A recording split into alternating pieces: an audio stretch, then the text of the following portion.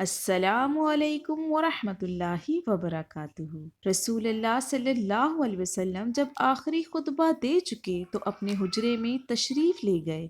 پھر آپ کو بے ہوشی ہوئی تو دروازے پر ایک شخص نے آ کر آپ کو السلام علیکم اہل بیت النبوت۔ کسی نے اس کی آواز سن کر یہ جواب دیا کہ اس وقت رسول اللہ صلی اللہ علیہ وسلم غشی میں ہیں، اس وقت تمہیں آنے کی اجازت نہیں ہو سکتی۔ اس شخص نے پھر پکار کر کہا السلام علیکم اہل بیت النبوت۔ جب دوسری مرتبہ پکارنے والے نے پکارا، اس عرصے میں ان کی آواز رسول اللہ صلی اللہ علیہ وسلم کے کان میں گئی۔ فرمایا اے فاطمہ کون ہے؟ عرض کیا کہ ایک شخص گھر میں آنے کی اجازت مانگتا ہے اور آپ صلی اللہ علیہ وسلم پر چونکہ بے ہوشی کا غلبہ ہے، اسی لیے ہم نے اسے اندر آنے کی اجازت نہیں دی۔ فرمایا اے فاطمہ تمہیں خبر نہیں یہ کون کھڑا اجازت مانگ رہا ہے؟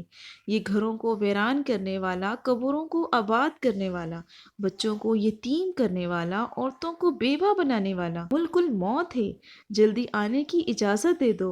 حضرت فاطمہ رضی اللہ تعالی عنہا نے سنا کہ ملک الموت آئے ہیں تو بے ساختہ رو پڑی، ہائے مدینہ آج ویران ہو جائے گا۔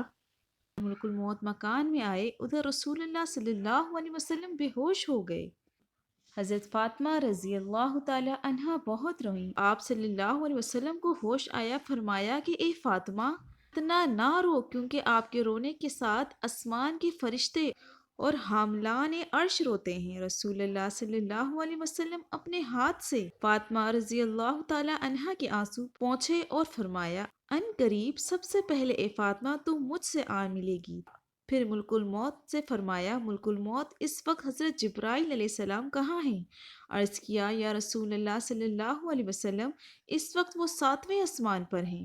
آسمانوں کے ملائکہ حضرت جبرائیل علیہ السلام کی تعزیت دے رہے ہیں کہ اے جبرائیل علیہ السلام آج تمہاری رسالت ختم ہوئی، آج تمہارا قرآن پہنچانا بھی تمام ہوا۔ اگر جناب محمد صلی اللہ علیہ وسلم وفات پا گئے تو جبرائیل علیہ السلام بھی دنیا سے گئے۔ اتنے میں حضرت جبرائیل علیہ السلام آئے اور کہا کہ اللہ تعالیٰ نے آپ صلی اللہ علیہ وسلم کو سلام فرمایا ہے اور آپ کا مزاج پوچھا ہے۔ فرمایا کہ اے جبرائیل علیہ السلام اس عالم میں میرے لیے کیا تیار کیا گیا ہے؟ عرض کیا کہ حضرت دوزخ ٹھنڈی ہوئی، جنت آراستہ کی گئی، حوریں ملائکہ آسمان پر آپ صلی اللہ علیہ وسلم کی منتظر ہیں، رضوان جنت دروازے کھلے آپ کا انتظار کرتا ہے۔ فرمایا اے جبرائیل علیہ السلام بتاؤ میری امت کے لیے کیا حکم ہے؟